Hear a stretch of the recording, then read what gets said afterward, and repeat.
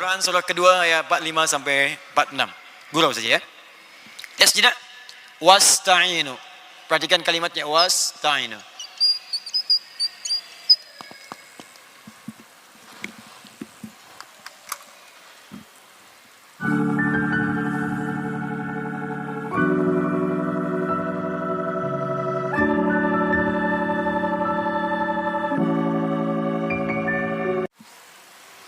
Tak nampak.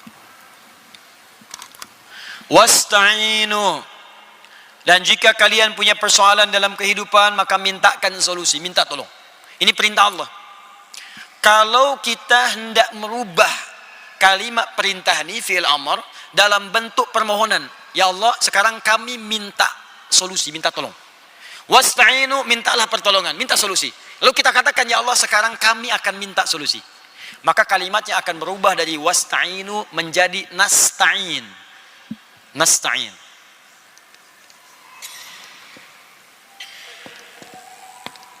Nasta'in.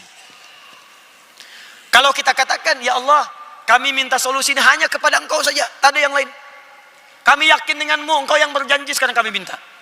Kalau kalimatnya hanya kepada Engkau saja, kami yakin, maka tambahkan kalimat iyyaka di depannya. Iyyaka nasta'in.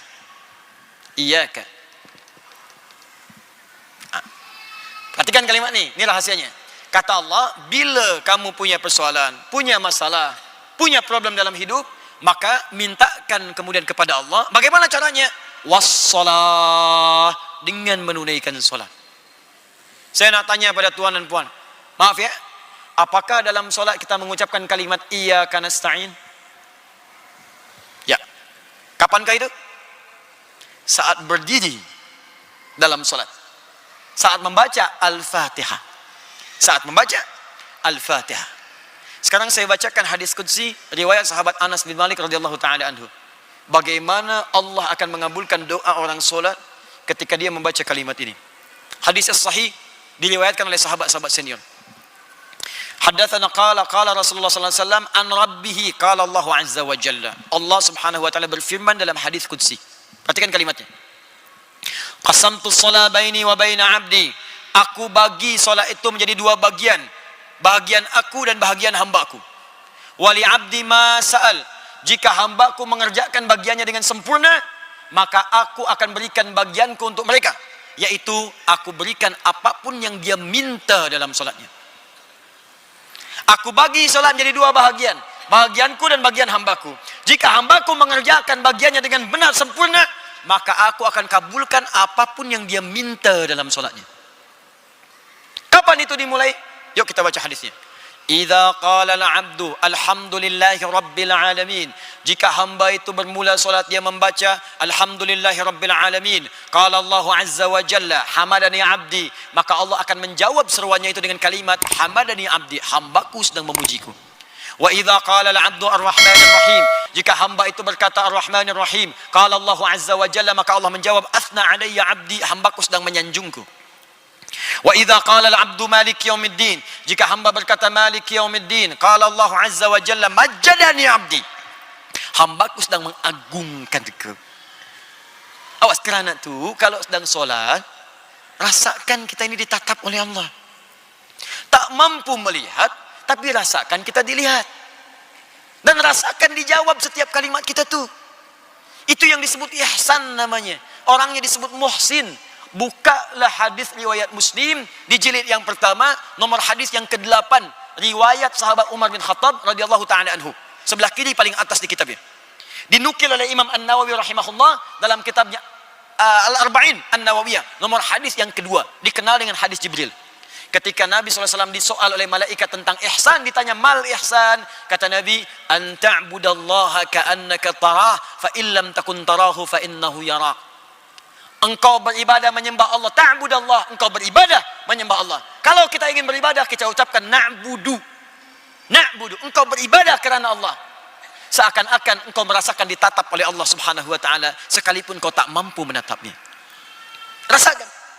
Nah, sekarang ini rahasianya. Wa idza qala al-'abdu iyyaka na'budu wa iyyaka nasta'in. Jika ada seorang hamba berkata dalam solatnya, Iyyaka na'budu. Ya Allah, sekarang kepadamu saja hamba menyembah. Hamba sedang solat, sedang menghamba, sedang ibadah, kepadamu saja.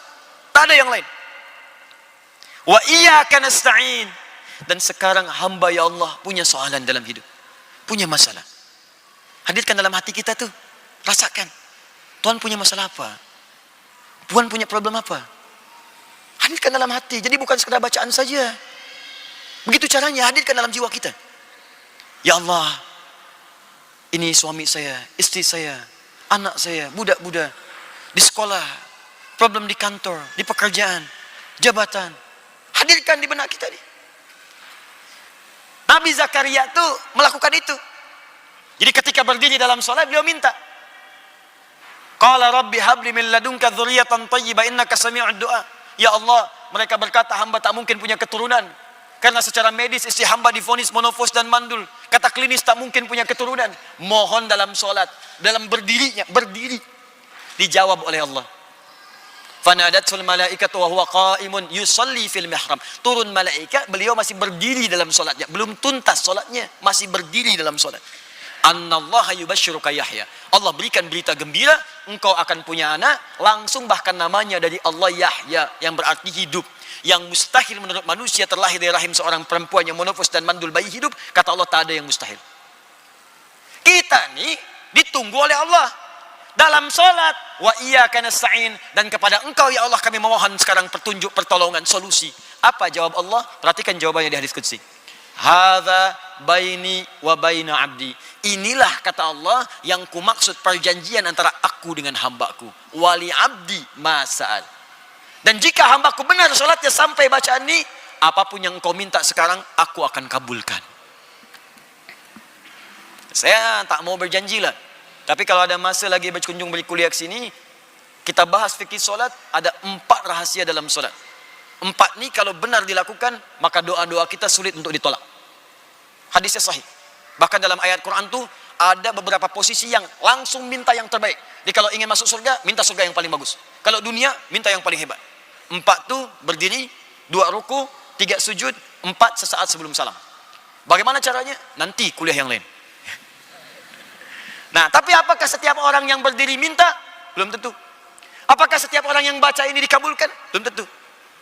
Kecuali orang yang saat solat dia ikhlas kerjakan dengan mengingat Allah. Bagaimana cara mengingatnya? Khusyuk. Wa innaha lakabiratun illa 'alal khashiin. Bagaimana cara khusyuk? Alladzina, ayat 46-nya, alladzina yadhunnuna annahum mulaqu rabbihim wa annahum ilaihi raji'un. Kalau hendak ikhlas dan khusyuk, maka rasakanlah engkau sedang menghadap Allah, mungkin itu solat terakhir yang engkau kerjakan. Demikian saat berzikir, mungkin di zikir terakhir, saya wafat dalam keadaan berzikir. Subhanallah, subhanallah, subhanallah, wafat. Sujud, wafat. Karena itu kalau hendak solat, mendengar panggilan azan, siapkan pakaian terbaik, yang paling halal. Karena mungkin itu panggilan terakhir dalam hidup, mungkin kita wafat lah. Allahu Akbar, Allahu Akbar. Cari pakaian baik. Buka Quran surah ke-7 ayat 31. Ya bani Adam khudhu zinatakum inda kulli masjid. Hai anak cucu Adam, jika ada panggilan dari masjid, cepat kenakan pakaian terindahmu. Bagaimana tuan-puan ni? Diundang oleh manusia, datang ke parti, pakaian baik luar biasa, yang undang manusia. Belum tentu sehari diundang 5 kali ada parti. Pakaian bagus, semua bagus, kasut bagus. Diundang Allah pakaian macam tu. Pakaian olahraga dipakai pula pakaian untuk solat. Depannya Messi, belakang Ronaldo, bingunglah malaikat. Hah? Bagaimana kita bisa mendapat rahmat? Pakai yang paling indah. Ya, terakhir saya punya kisah sedikit saja. Ada seorang perempuan tu di Qatar dulu. Ini solehah perempuan ini. Ini kisah nyata. Saya dapat riwayat dari orang fiqh. Jadi dia sangat dekat dengan Allah, dan dia tu begitu ikhlas menunaikan solat. Selalu teringat kalau ada panggilan Allah, cepat dia respon. Tibalah masa pernikahan dia. Saat dia sedang bersolek tu, berhias, berzina. Tertiba kemudian mau masuk isyak. Ibundanya datang. Ibunya berkata, kamu siap, kita akan perkenalkan kepada orang-orang yang datang ni, hadirin yang datang. Azan berkumandang. Dia berkata pada ibundanya, ma, hanal waqt, tiba waktu solat. Saya ingin solat dahulu, baru saya keluar. Apa kata ibundanya? Kamu nanti bisa kerjakan nanti. Sekarang kamu keluar dulu. kalau kamu nanti sholat, kamu wudhu, hilanglah nanti semua hiasan tuh. Make upnya hilang semua. Kamu keluar dulu. Kata perempuan ini anaknya, ma, hanal waqt, panggilan Allah sudah tiba. Aku malu kepada Allah. Allah yang berikan aku waktu, kesempatan untuk bisa menikah. Aku ingin bersyukur kepadanya. Ibundanya keluar dengan sangat ketus, dia keluar, ya sudahlah kamu kalau begitu, dia banting pintu, keluar. Maka dia berwudu. Wudu dengan sempurna, dengan khusyuk. Jatuhlah make up itu. Dia siap menunaikan solat. Khusyuk, enak. Ini kisah nyata, enak solat. Begitu dia sujud, lama dia sujud tuh, nikmat. Saking nikmatnya, lama, tak bangun lagi dia. Disitulah ternyata saat terakhir dia hidup. Ya ayyatuhan nafsul mutmainnah. Manusia menginginkan ia menjadi pengantin dunia, Allah menginginkan ia menjadi pengantin akhirat. Manusia menginginkan ia berzina bersolek dengan make up dunia, Allah menginginkan dia bersolek dengan make up akhirat. Lepaskan tuh make up dunia, ganti dengan make up akhirat. Wudu.